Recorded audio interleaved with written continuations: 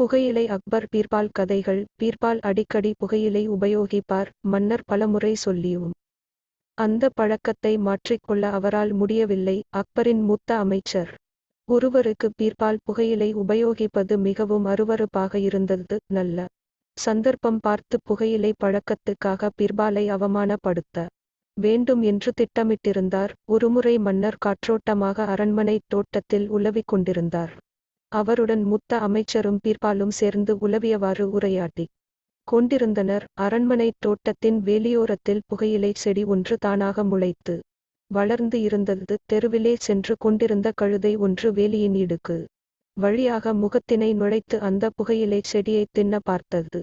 இலையில் வாயை வைத்தவுடன் அதன் காரமும் நாற்றமும் பிடிக்காமல் செடியை விட்டுவிட்டு திங்காமல் வெறுப்போடு போய்விட்டது. அதனைச் சுட்டி காட்டிய மூத்த அமைச்சர், மன்னர் அவர்களே, பார்த்தீர்களா?